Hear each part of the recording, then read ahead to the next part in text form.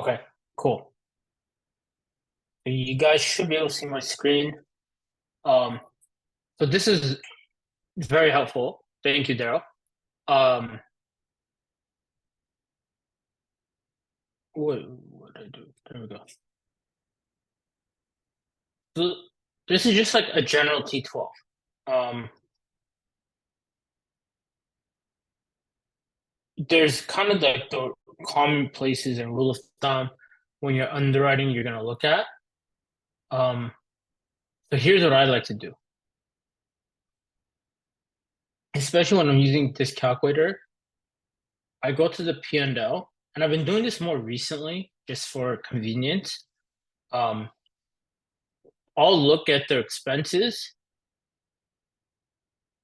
and I will take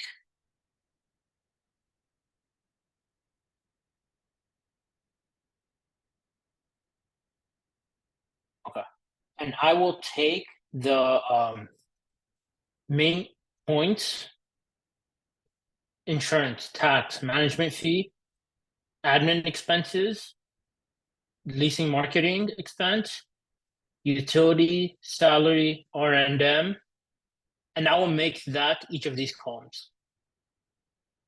But if you're using the microblend calculator, it's important to remember that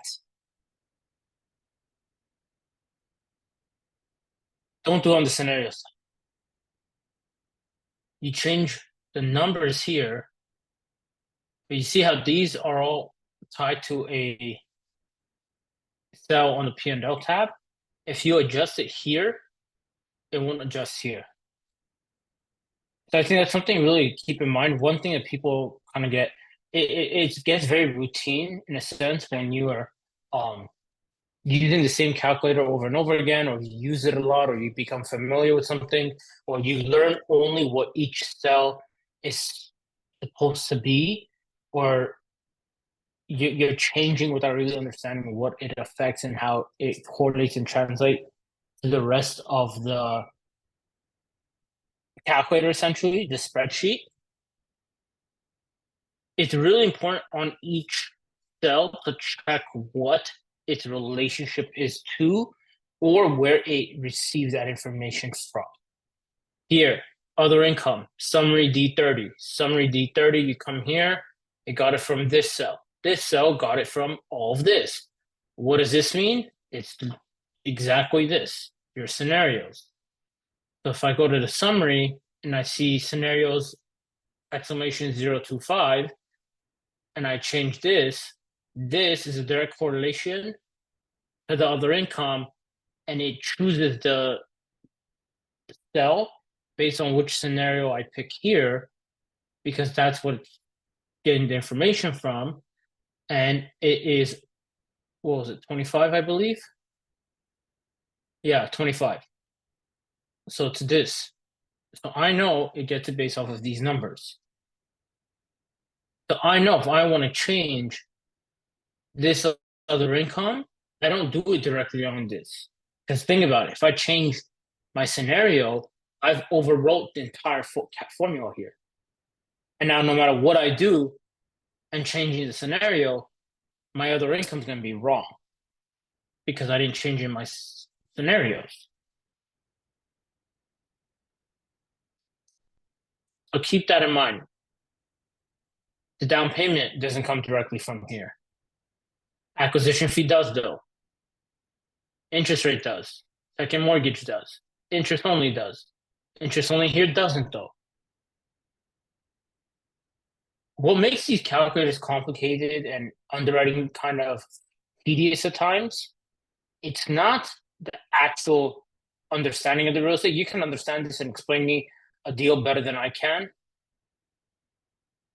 It's understanding how the numbers and the cells correlate and the relationship. That's the hard part, in my opinion, because it's so easy to plug in one wrong number or hit the wrong cell or typo here or there, and the whole equation changes. Like Daryl, I'm using you as an example because we've done this a few times where he'll send me an underwriting of his deal. I'm looking at it from fresh set of eyes, right? So I may say, hey, XYZ, or hey, how about this one? Um, or hey, how about this number? Or why did you change this? Why don't we change it over here? Um, and it's just because, hey, it's a different set of eyes. And there's times where he'll say something and I'm like, oh, okay, that makes sense. Or like, oh, I didn't think of that. Cool. And there's times I'll catch something and it's like, oh, snap. Like that was a typo. Okay, cool. It happened. Um, and that's just kind of how that's what the practice really comes in with this. And again, I always say this, I think it's useful. Learn Excel more than learning just underwriting. Because when you learn Excel, you can learn any underwriting. It's all the same stuff. Like you can only understand this part so much that doing a deal repetitively or like doing underwriting deals often can help. What it does do though that I like is it gives me a clean, organized piece of like a sheet that allows me to fully understand what the deal looks like and what the deal is going to provide an upside. Um, Especially as we get into the additional years.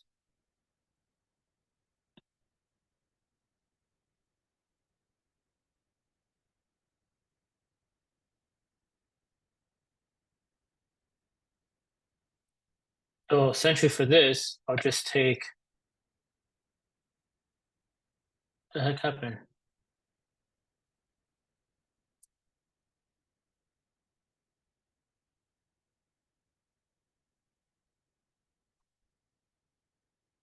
Hey, Aldo's here. What's up? What's up? How are you? Good. How are you guys? Good, good. I was going over this and then the file just decided to not cooperate. What the hell's going on? Awesome. All right.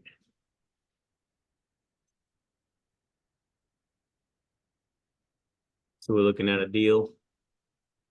Yes, but here, let me share my screen again. Essentially, what we're looking at, what I was kind of going over, is just how um, easy it is to, if you don't understand, or how easy it is to mix this up and mix up the cells and the entire calculator when you don't like knowing the correlation of what each cell does. That's a great Like I point. was saying, because realistically, you can have the numbers down. You can know the numbers. You can um, say XYZ is this and know this stuff better than anyone else. I don't believe to know say or at any moment I know everything about this game or in general underwriting, right? What I do kind of like use my basis on and where my strengths are is I understand the real estate very well, but I understand the Excel just as much. If there's a mistake, if I mess something up or if someone messes something up, I'm like, well, hey, let's like, work backwards. And I think that's a big component of this because you also see opportunity. And it sounds crazy where it's like they're just numbers on the paper you have to put into action, and I 100% agree with that. But the interesting part about this is when you have like a full like vision of what the deal is supposed to look like, it is like you're telling a story. That's how I look at it. Usually with underwriting, you have year one, this is the beginning, and you hope to only improve from here. What's your upside? Where are you going to help with um, making the improvements to the property? And does it make sense? How are you going to maneuver things to make it beneficial to investors, but make sense for you and make it a good deal? Um, and what fire safes are you putting in place at a time where it's, although you can kind of test it too, because I think you guys are doing something similar. At a time where it's really hard to raise capital, people are challenging you more on your deal than ever before. We're getting asked questions on our Florida deal. I'm just like, I know the answer, but where did you pull that from? Like, what? Like, but that's gonna happen. Investors are hesitant. I don't want to say concerned. They're hesitant, especially when it's. Remember, a lot of people on this call, if not almost everyone, hasn't really completed a full cycle yet. You could have done a deal. That's cool. Like you're in the deal. Kudos to you. Hell yeah. But have you done a full cycle and returned investors' money? That means you've been in this game for 3 to 5 years. I haven't done that yet. So you're lacking that credibility piece off the bat. And just kind of like I was saying yesterday, it's important to be with someone who has that backing because they've shown I've returned investors' money plus more. Remember, people care when am I getting my money back? And when I get that money back, what's the upside on the back end? And that's deal to deal, right? Aldo may have a deal where you're getting a big bang in the cash flow and you're making more cash on cash.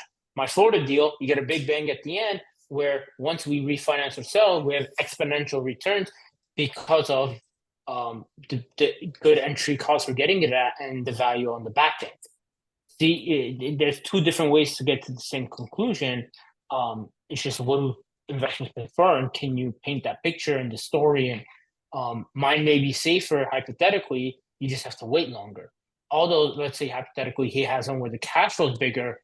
Sure, you'll get a safer floor possibly, or you get your money back quicker. But you may not even make money on the back end because you don't know what the market's gonna be back in 5 years, or you may not have that big return. So many different factors. I don't remember how we got to this point, but you guys get what I'm saying. Well, I think part of the point that I think I would like to highlight is really knowing your stuff.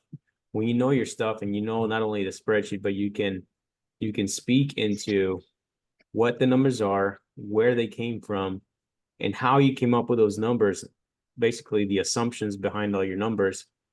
You also give your potential investors confidence, not just in your deal, but in you, because that's where they really are putting their vote on, right? They're casting their votes on you. They're betting on the jockey and not on the horse, because you can have a heck of a deal and you can totally screw it up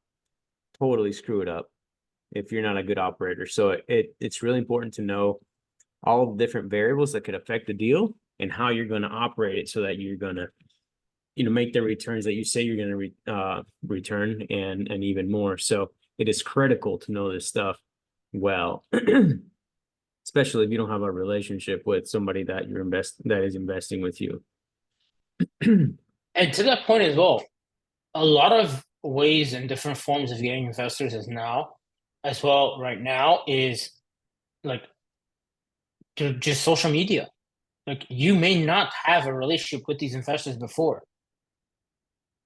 So it is really like kind of like an interview. Mm-hmm. Yeah. There's some people I talked to the first time that were interested in my Florida deal.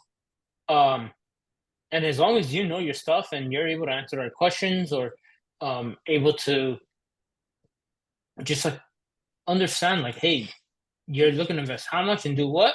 One, I never go into a call by myself if it's a big money guy.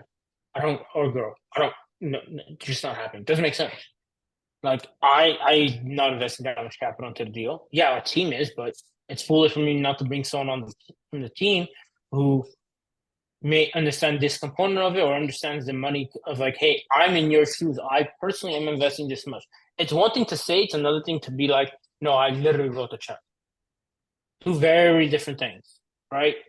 So I think that's important too, is having two people knowing the sides of the deal and being bringing different perspective to it, I think is a strong suit too. Like Aldo and I will explain and interpret things differently, but come to a similar conclusion. And I think that's better than us saying the same exact thing. And it's like, what the hell is the point?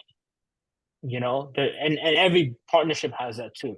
If it's you guys are saying the same thing, it's like you want that different interpretation, a different lens. Like I was saying with the example of Daryl, like you want to have it look at a different angle. And I think that's really big in this space too. And that just comes to practice too. Like you kind of form your own tendencies. You kind of understand what to look for, and understand like, all right, how about we try this? And you learn something from one deal that may have worked or not worked. And in the future, you're like, hey, why don't we try this again? Like I underwrote a deal with I think it was Gabe Bowling. We were looking at a deal, and then he had suggested something, and then it didn't work out. And then on a different deal, we looked at it, and I was like, wait, why don't we try this from that one time we underwrote something else? And all of a sudden, we're like, oh damn, this could work. And we kind of like worked it out, and it ended up working pretty well.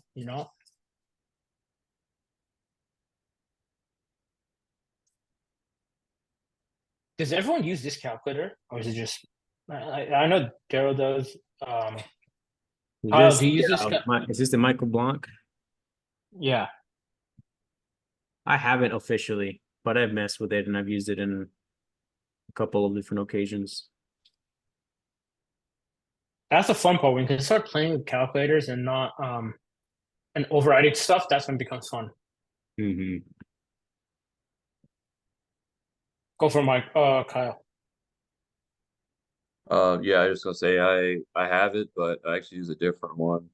Um, just played around with a few different ones and kind of settle on one that I like and I'm comfortable with.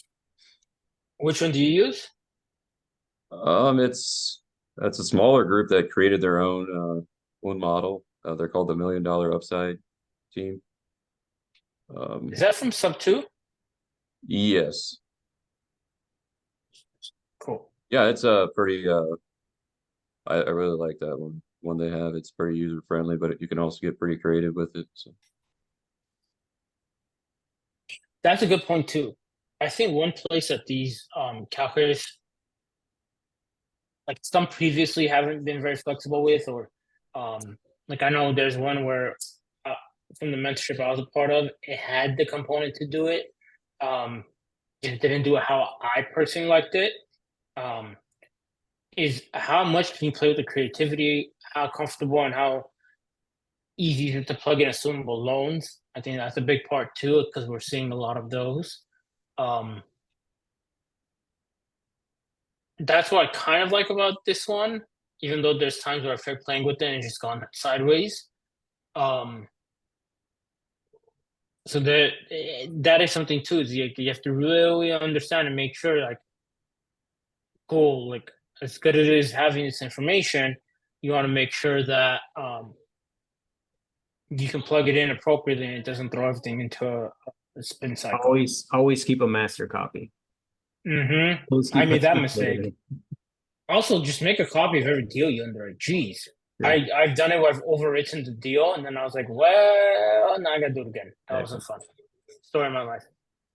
Yeah, I always like to just change the title to exactly what I have, and then download a copy and then I change it. There you go. I used to do the same. Like at the beginning, I'd underwrite one and then I wouldn't save it. Man, it was a mess. Then I had like a week later, I wanted to go back and take a look at it, and I couldn't remember all the different changes I'd made. So sounds about right. but I think it's huge to actually just be comfortable with one, like, and be confident in the numbers it actually gives you. 100%. And being able to, like I said earlier, like being able to tell that story, I think is huge too, because it's not as just straightforward as just the numbers. It's being able to on a graph, like, okay, what is this all about?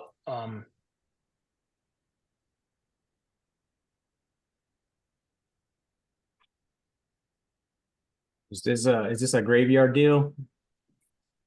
Yeah, Daryl sent it to me. He's like, I don't think it's a deal, but I was like, Oh, it's not. I was thinking it was from your graveyard. No, mine's that goes deep, but no, it's not from my end. Okay. So you're doing a full underwrite on this? I'm just gonna do this scenarios or just this summary, like just a drop Nice. summary. Mix it up a little bit. So here we're just gonna put. How's your average monthly rent? $213. Because I haven't done that yet. Oh, The units. that makes sense. Everyone, what is it? Let's just say 57. I don't even know how many units it is yet. It's got 320 on there. Okay, that's fine. Yeah, definitely not that. 48 units. There we go.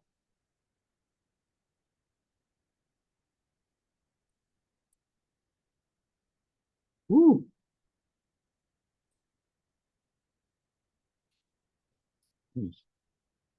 An 87 a unit. Where's this at? There, where is this at? General market, you don't have to get specific.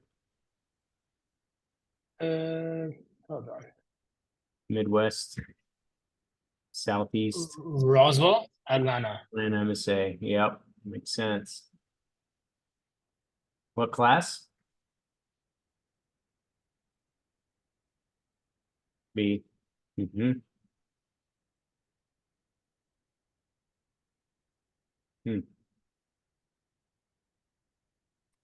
B. What's the area like? Is it a B as well?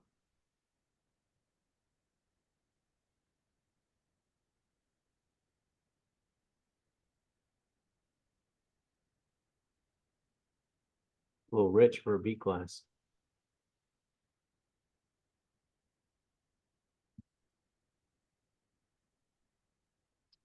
So they're selling you the upside then. Is there much upside on this? I know you're going through that, and I don't know if you guys have gotten through that yet, but No, kind of just been talking in general, and this conversation or this deal came about. So haven't Okay. done crazy dive into it yet. I'm kind of just going over it. What's the upside on this, Daryl? Do you know kind of where they're trying to push rents to, or can? 1,400 seems to be, well, for a B class. See, I've seen up to 1,600 in some nice areas. I don't know if that's where they're pushing you to, but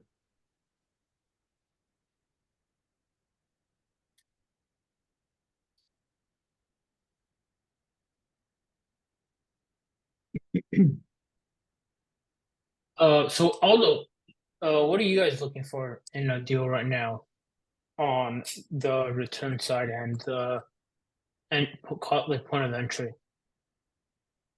well, on a basis standpoint, well, as you know, there are about 7 different variables that you kind of try to put together on the basis side for it to make sense on the entry side.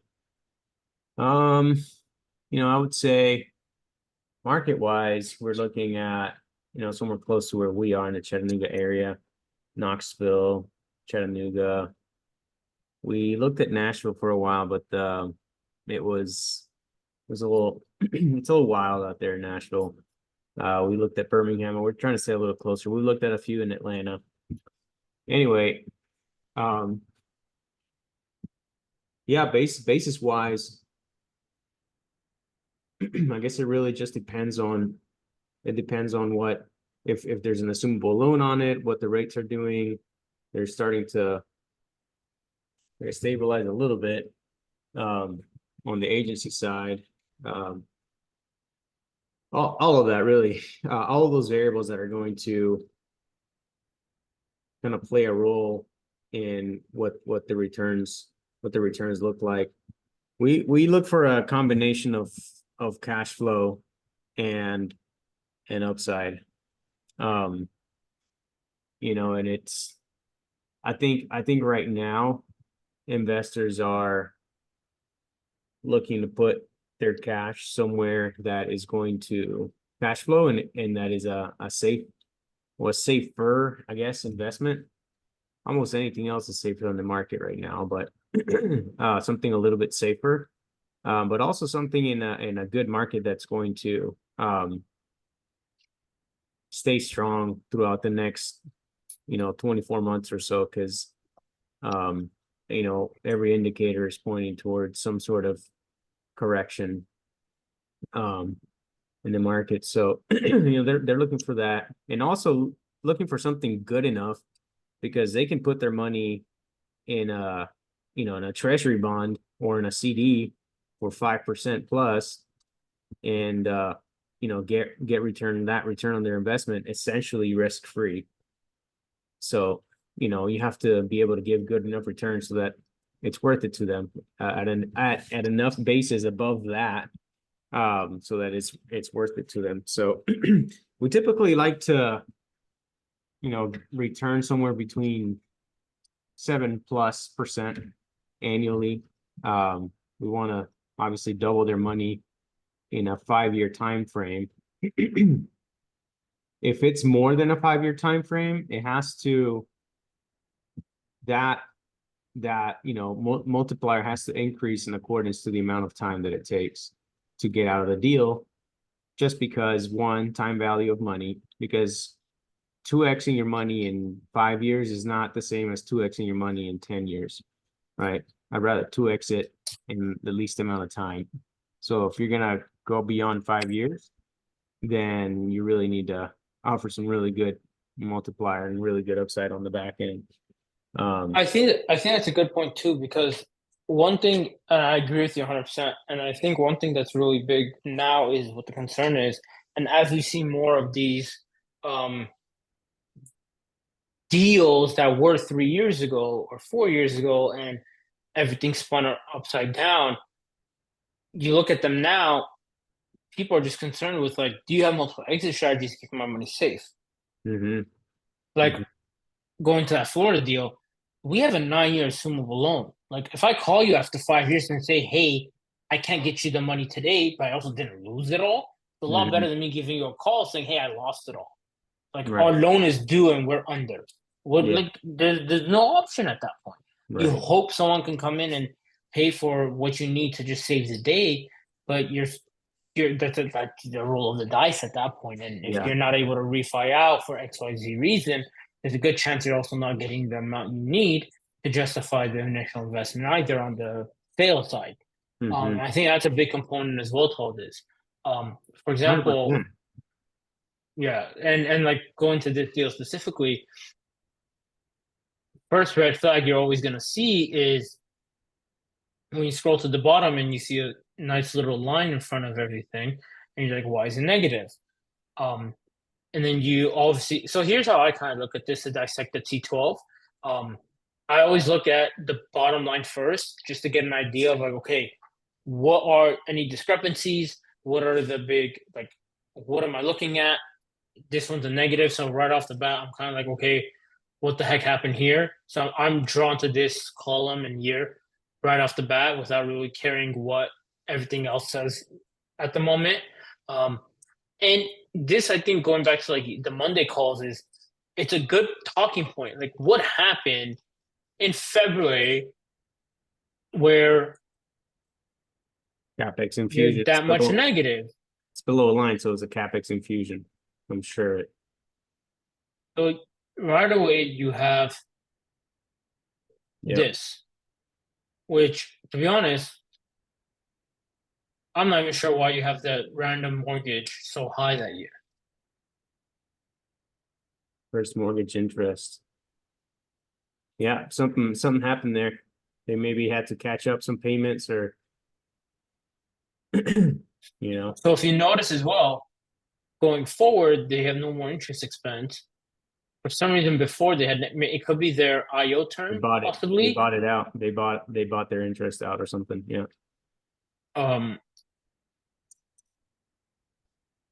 And then also you have other fees. A giant asset management fee. Well, it's another fee. Yeah, which is even worse. I always, if it's an asset management fee, I know what it is. Yeah. But then see, you have none of that going forward. Oh, crap. But see, you have none of that continuing, which is also odd. So now, that's why it's important when you look at a single month like this, that's such a big discrepancy. What does that carry over into? Only concern I have is it doesn't get much better after that, because you have interior upgrades. Yeah. So, I mean, I'm questioning some of this too, just kind of looking at below line items, below net NOI items. Why are they spending that much? Why are they infusing that much then? And then a lot of, kind of quiets down after that. NOI looks all right. And, I'm glad they're separating all those other non-operating items below the line. It's hitting their cash flow, but they're probably getting ready to sell this thing. They're infusing some cash into it potentially. So to your point, Ed, these would be some great questions to ask the broker.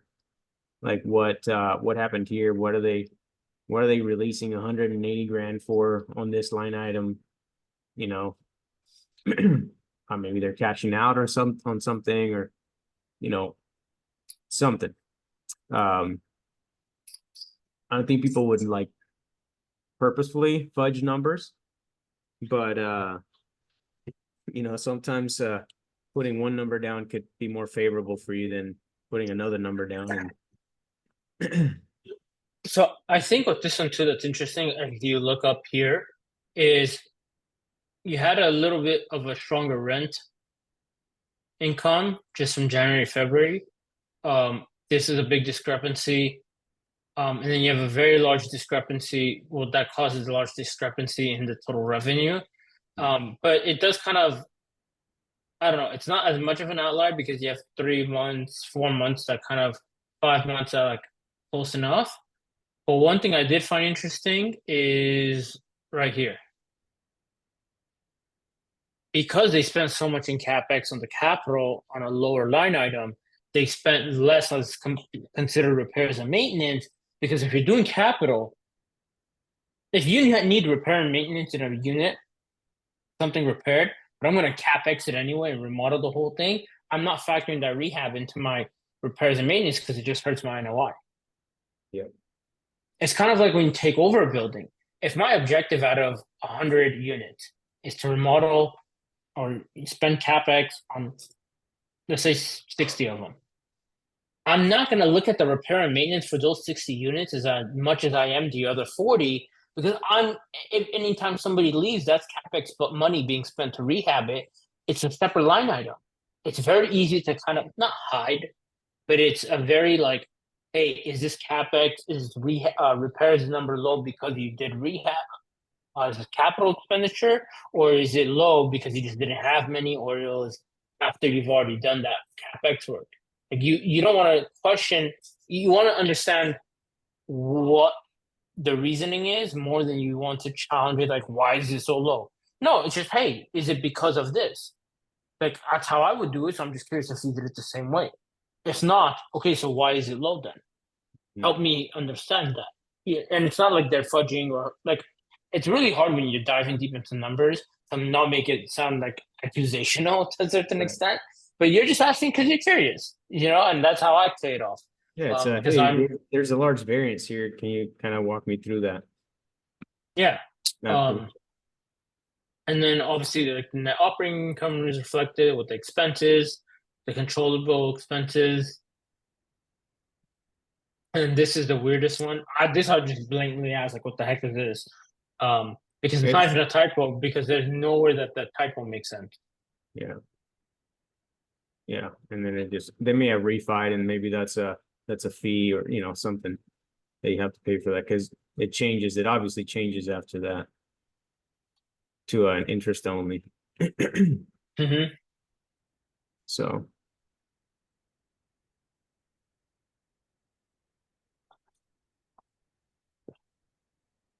Yeah, no, great point. One quick thing on that. Well, I guess Daryl's saying upside is just under $230 a unit, so that makes sense. That $1,600 rent that we were looking at.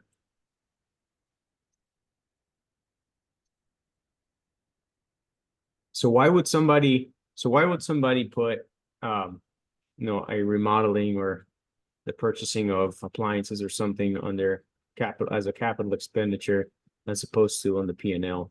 What's the play there, And it is an accounting play, right?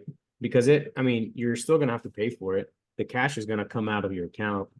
So why do you do that? Well, the IRS or a GAAP really as well, the generally accepted accounting principles allows you to what's called capitalize certain purchases and items, which, by the way, when you purchase items like that, you can also depreciate them, right? That's the whole beauty of this game that is real estate. You can depreciate all these things that you purchase, but you're allowed to capitalize or allow some expenditures to hit the balance sheet as opposed to the P&L or the profit and loss statement, so that the profit and loss statement looks different.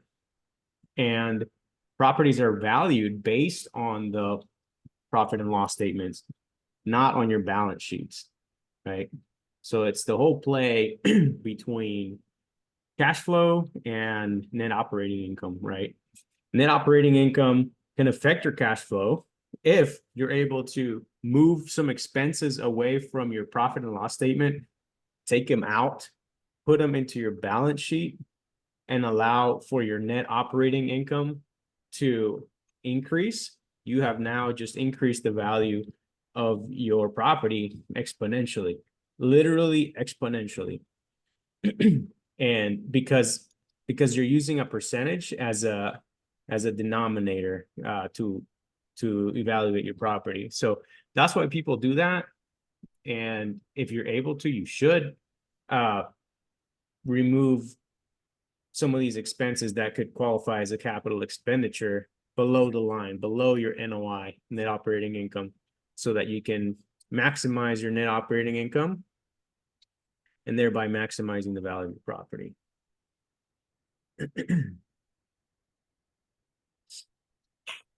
And not to open this can of worms, because it's definitely sometimes feels like above my head. The cost seg is definitely something that you're going to look at as you get closer to a deal's realization. You're going to have companies that you're going to pay. If you need a referral, we have one. And essentially what the objective is, what are the tax benefits I can have for my investors, the LPs, in this deal?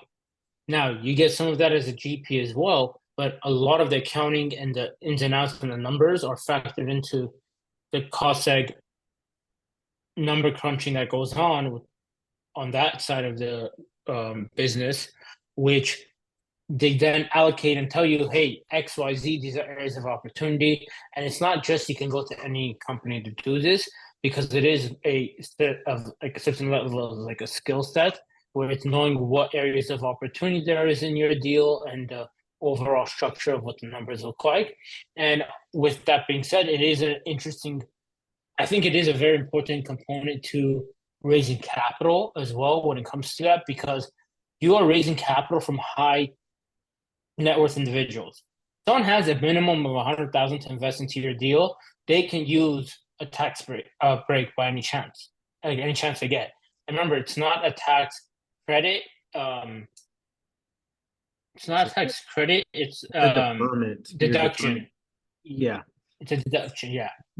So essentially, what it is, and also, don't quote me on this. Definitely talk to someone but just kind of my experience is, not everyone could use it, and if they can't, that's just better for the people who can.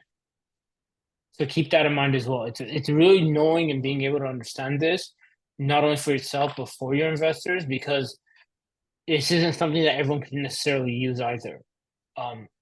Again, don't want to open that can of worms. It is huge. You make a good point. It's a great selling point for people who are putting money into your deal. Because like you said, if somebody's putting 100 grand into your deal, first of all, that 100 grand can be offset, right? Secondly, you're essentially, and like Ed said, I am not a tax professional. Talk to your CPA about this, but essentially, with the cost segregation, what it does is the IRS allows or tells you that, hey, this item has a useful life of X amount of years. And then they allow you to take what's called accelerated depreciation and put a lot of that on the front end of the deal, right? Now, you have to be in the deal for the whole time, or you can get penalized for that. But you're essentially able to take, and so what does that do? So let's say that you have $100,000, $1 million worth of, let's call it $100,000 worth of depreciation that you've been able to put towards the front of your deal or whatever, in that first year, right? So what that is it's an expense essentially that you can write off from your profits, right? So if I put in $100,000 as an investor, and let's say that I get an 8% return a year, you know, that first year I'm gonna get, I don't know, call it, I don't know, whatever it is. Say I qualify for 10 grand as an LP, 10 grand of, So ours is 25% year one. great. That's amazing. That's amazing, right? So you qualify for that amount of a tax deduction based on that depreciation. You can take that off. So if off of my 100 grand, I make 8 grand that year from capital gains, well, I can offset that fully with the amount that I get on the accelerator. Let's say that it's 25 grand, right? I can offset my first 8 grand that year. The following year, I can offset the next 8 grand until that runs out. And so I've essentially eliminated taxes up to that 25, that 25%. And if I'm not mistaken, you can use it for other passive as well. If you are a real estate professional, yes, you can. Yeah. If you can use it on your personal thing, but it's a great selling point. I mean, honestly, we've been able to, get some people to sign up on a deal because, hey, if you sign up today, man, you can save up, X amount on taxes if you putting that out. It's like, oh, heck yeah. And remember this, at the end of the year, one, you get a lot more people scrambling for tax benefits. Also, here's another trick I've heard, and I don't know the details, so don't quote me on this. But there is a way to do it where you do it after the new year, but still counts towards your previous year. For example, going into 2024, you have a small window going into 2024 to invest into the deal and still receive the benefit as if it was a 2023 investment and the capex that comes with the cost tag in year one. I know it's possible. I just bring it up because for someone to go ask a professional. Someone who can tell you how to do it. Ask someone else. I don't know. Guys, remember this. If you ever talk to me, work with me, underwrite, deal with me, have ever talked real estate with me, you'll know this. I throw out the crazy idea and then figure out the person who can tell me if it's possible to do it. I don't say everything I say can be done. I just think it can be done and then make it sound like it can be done. Because in my head it makes sense. Can it actually be done? Honestly, my track record is pretty good. So I'll give myself that much. But at the end of the day, I come up with the crazy ideas and I have people who tell me if it's realistic or even possible. But I think that's also the fun part of real estate is coming up with the crazy ideas. Heck, that's why half the time people even bother listening to me.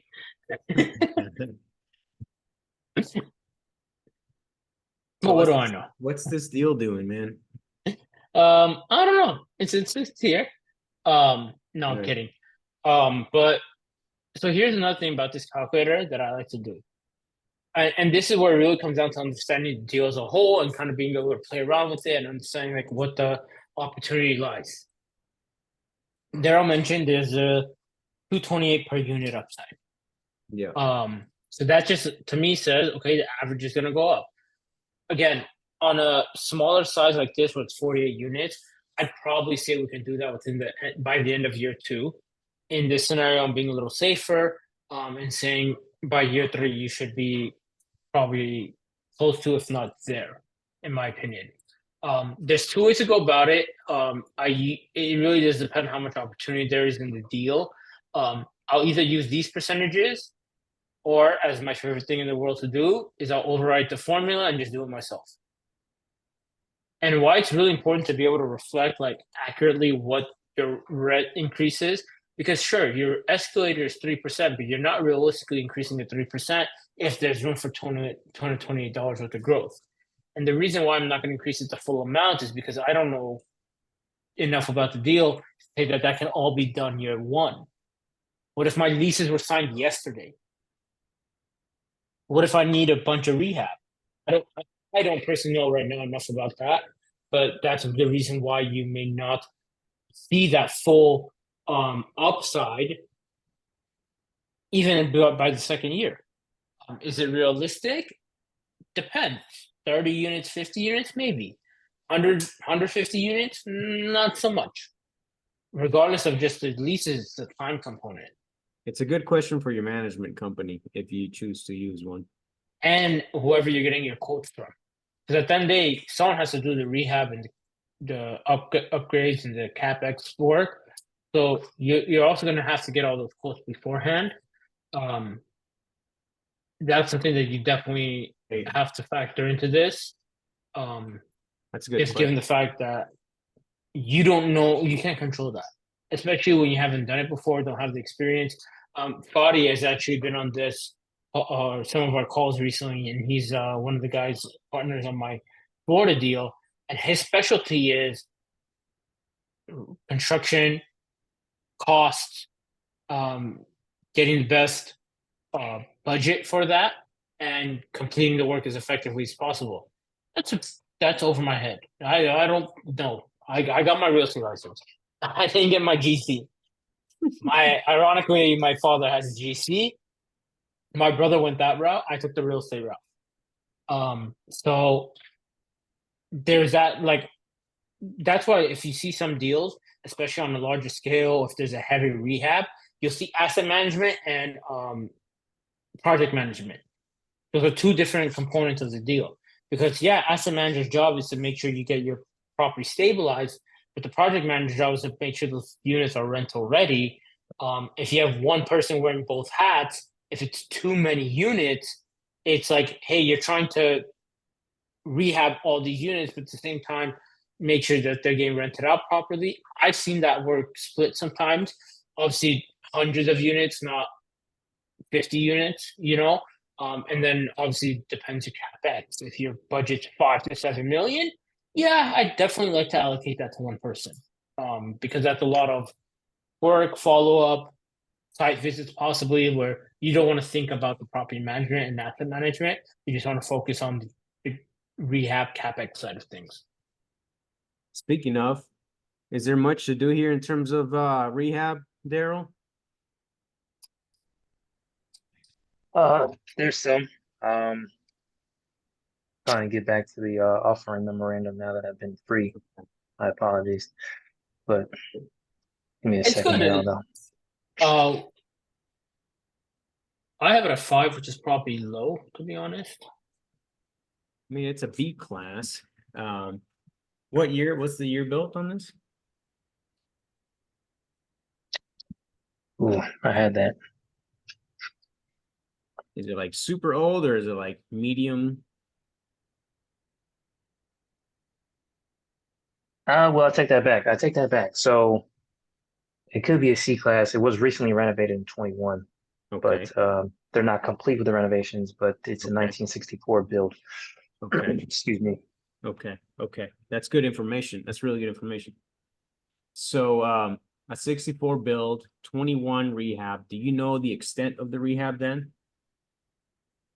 In terms of capex per unit? Yeah, or what they did.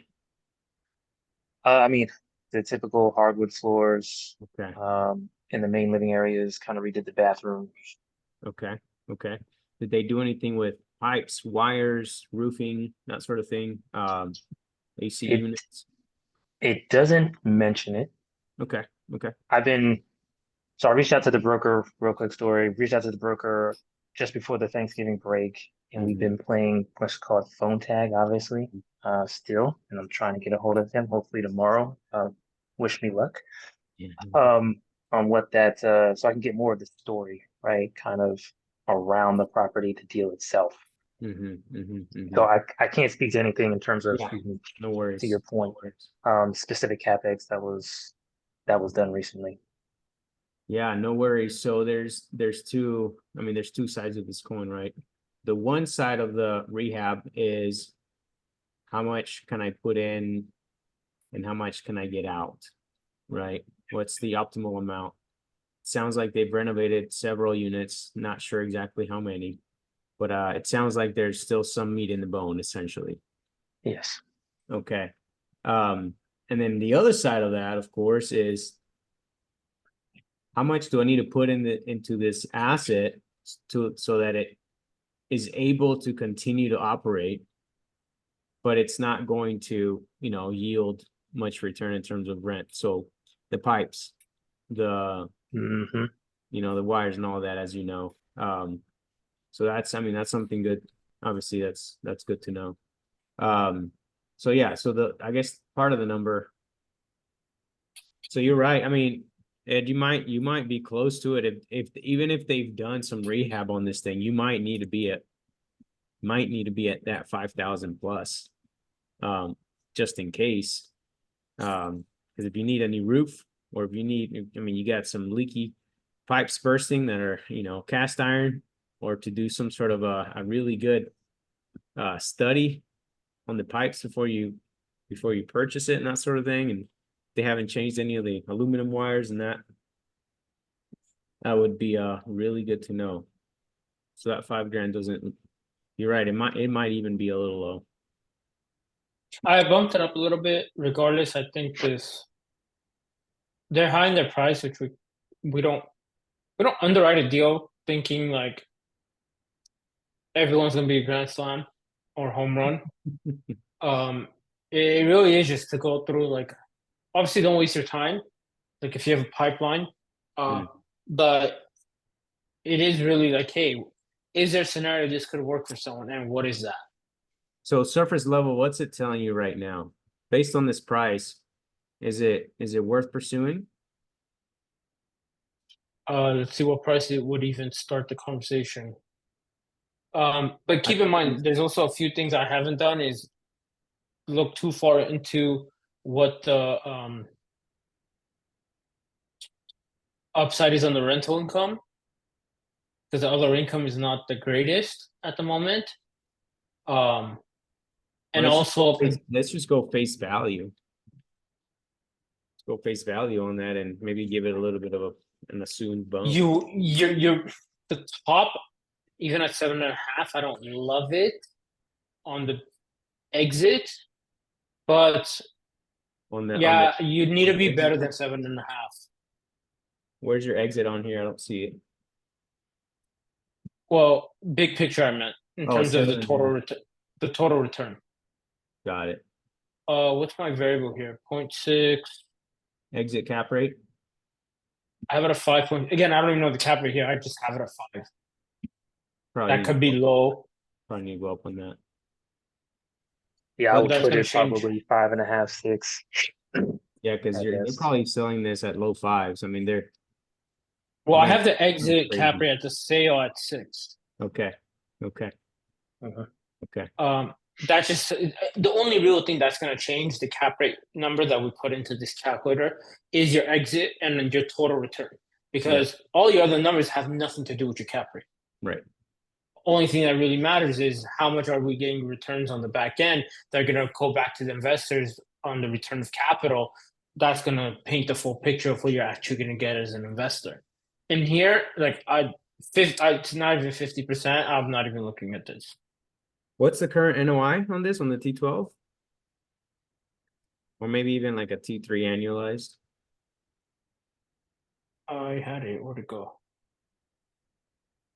Yeah, 507. Well, 508. Purchase price, I mean, asking is 9. Yeah, 5.6. They're asking 5.6 cap on that. And I think I would be closer to the 6 plus in this market. I don't know what you're seeing out there, Daryl, but a B class trading below 6 seems a little ludicrous to me. I would agree. I would fully agree.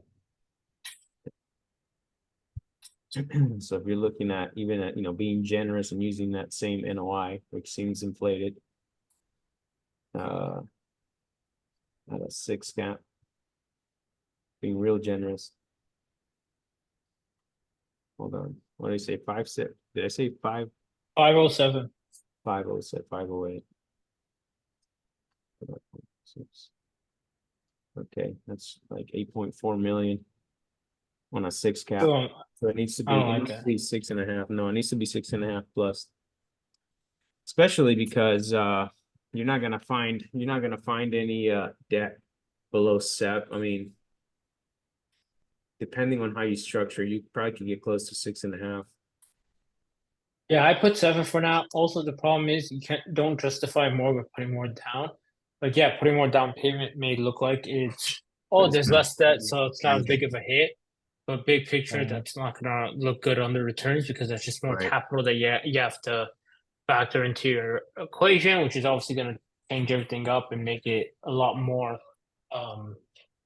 just less So- returns overall. So Daryl, it looks like, I don't know if this is what happened or not, but it looks like they may have refied recently. Do you know if there's a assumable loan? Assumable. I'll let you know later this week. Yeah. Yeah, man, no worries. No worries. I know you gotta catch up with them. You know, that would be probably the only way you can make Yeah, that's some what I was thinking. changes. Just rough guess with that. I mean, it would have to be. Yeah. Yeah. I mean, we just purchased not purchased, we're in the closing process with a GP team in the building, and we bought it at maybe like a mid to high fives on the cap rate. You know, B minus ish B class, but you know, I had a really strong. I mean, I had a decent assumable loan on it, or it has, and it's got some strong upside as well. So I mean, you can make it work, but it has to be good. Yeah. All right, guys, 6 o'clock. Bye. No, that's good. Appreciate it. Go buy this deal, Daryl. Well, no, in all seriousness, no.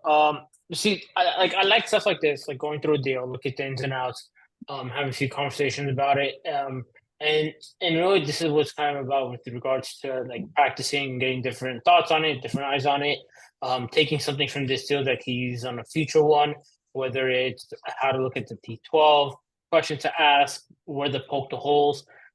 That's kind of what we like to do, and why this has been going on as long as it has. I think I'm approaching a year straight of doing the Zoom, which is mind-boggling to me. Has it because been a year? It's been close. I know I'm not there yet, but it's Yeah, close. October, November. Yeah. Because Nice, I nice. know for sure I started after November 21st because that's my brother's birthday. So I'm able to use that as like a reference point. We're a week after that date. It wasn't that quick after, but I know it's less than a month after. So we got a couple Right. weeks. Yeah, where you Happy guys have anniversary. 52 weeks. Damn. Hey, a year later, by the time that anniversary comes around, just to show you guys what the journey looks like, I could be closing on 120 units by then. You It's could possible. be. You could be. I'm waiting on the bank. Don't give me anything. It's not my fault. It's out of my hands at this point. You are. The bank is delaying everything. You're gonna close 120 units. Oh, man. we're closing. I just don't know when. Oh, That's the okay. problem. Before the 52 weeks. Got it. Yeah, I just don't know when at this point. It's not if, it's when. And the if is happening. The when it, I have no idea. The assumable loans. Okay, here's a piece of advice I'm gonna leave on this note. Assumable loans take forever and a half. So whatever you think a long time is, double it. It takes forever. And the banks are banks. Keep that in mind. You're not working with an industry that's in a hurry. Remember, banks aren't making money on your assumable loan either. They get a fee, but you're still only paying them the low percentage. You're not a priority. So anytime you have deadlines, timelines, important dates that you have to hit, aka 1031 exchange, make sure you factor that in and prepare anyone that this could take a long time. This should have been done 2 months ago, a month ago. We're 3 months longer than we thought it would be. And there's deadlines that we have to hit. It gets stressful. At the end of the year, to sum up a little bit of what we're talking about earlier, we cannot realize this year's cost segregation depreciation if we don't close this year, because we don't own the property. So that whole 26% we're really excited about goes out the window if the bank lags it another 2 weeks. To some people, that's a deal breaker. And here's another thing. Don't underwrite with any of your cost segregation into the numbers on the returns. That should always be the cherry on top. If you're dependent on that, that's a bad idea because it happens. And that's the end of that. Again, thank you guys. Daryl, always good seeing you. Thank you guys for joining. Kyle, good talking to you. Hope you guys are doing well.